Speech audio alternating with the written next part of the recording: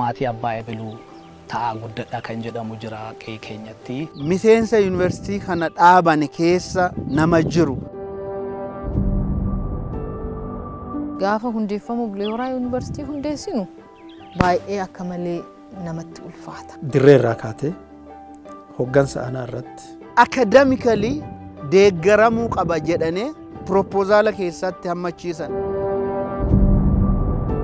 Achuma hojjechaa nuutillee nyaachaa isaan barsiisna. Dubartii teetee fagoo ergamtee uummata waliin jiraataa turte.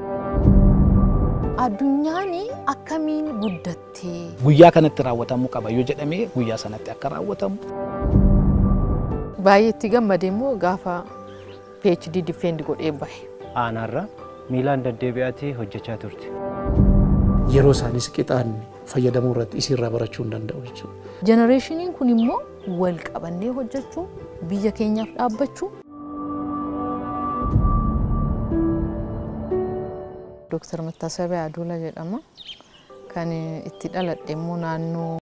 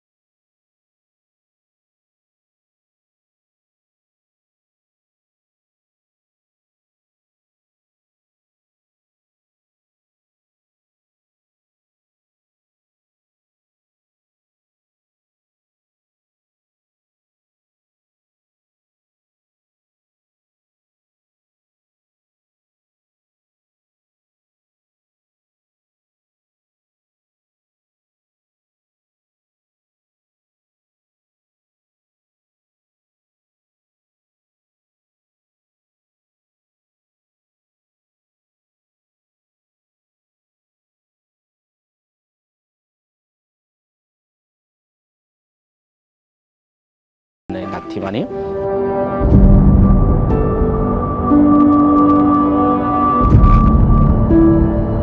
Dhimma dubartii gaafa hojjetu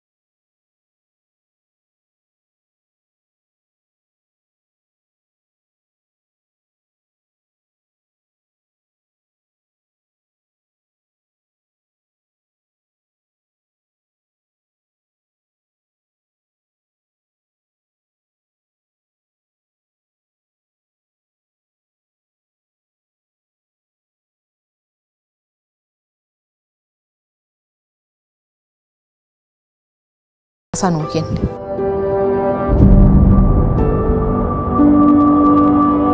Mul'ata guddinaa of duratti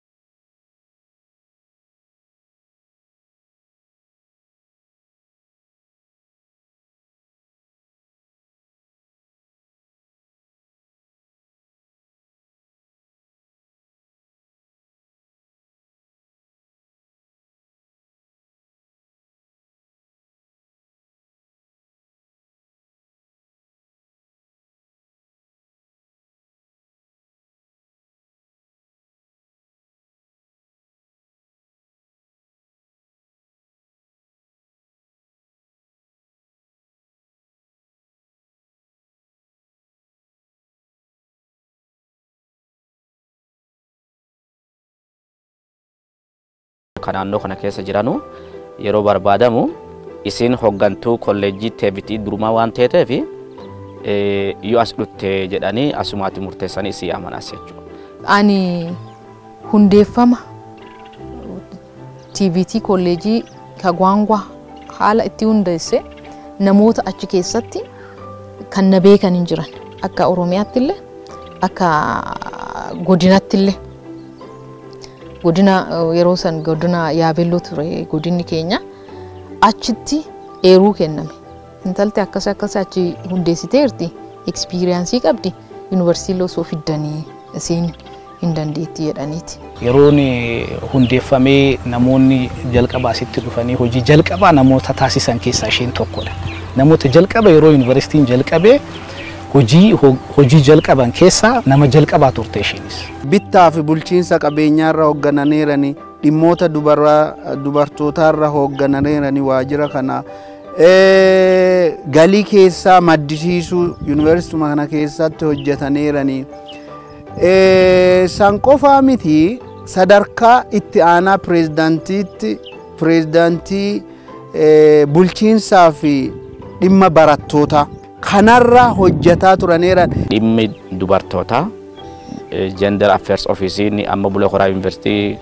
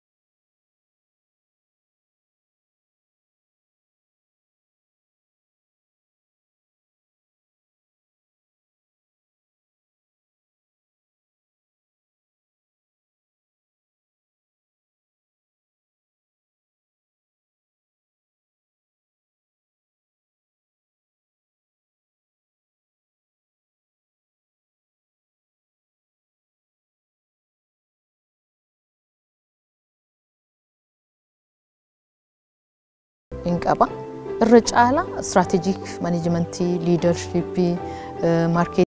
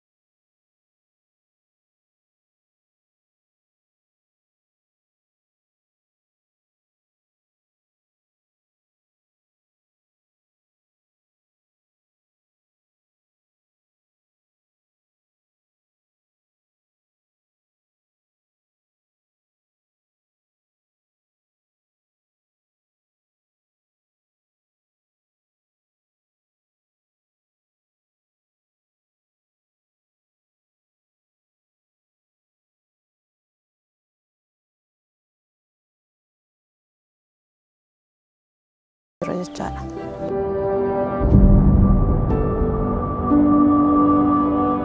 Barattoota barsiisuun qorannoo fi qo'annoo gara garaa gorsuun ofii isaanii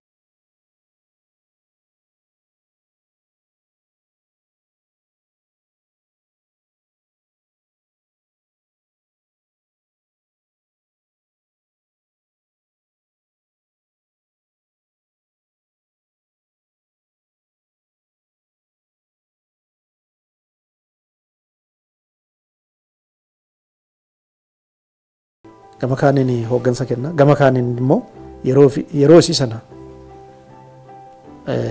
sirriitti qusattee barataa of gaahomsa har'a sadarkaa amma nuu jennu kana doktera teetee jirti jechuudha. Umrii hojii qabdu keessaa almost walakkaan asitti dhume jechuun hin danda'ama. Baay'ee isaa hundeeffama isaa irraa kaasee dhaabbanni kun sadarkaa biyyattis akka inni roolii guddaa taphatu. Fakkeenyaaf nutuu dhiyeenya kanattuu badhaafamtuudha community university kanaatiin jechaadha. aadaa patriarchal dominationiin olaantummaan dhiiraa keessa jiru keessa baratanee bahuun uummata hoogganuun dhalootaaf biyyaaf hawaasaaf fakkeenya gaarii ta'a jedhee yaada. Dubartoonni biraa fakkeenya irraa baratanu tokko iddoo hojjetanutti hojii isaaniif baay'ee amanamoo ta'uu qabu. Yeroo isaaniis qixaan fayyadamuu irratti isirraa barachuu hin danda'u jechuudha. Umurii isaanii yeroo isaanii akkamitti yoo fayyadaman iddoo barbaadan gahuu akka danda'anu dubartoota biraatiif fakkeenya gaarii jennee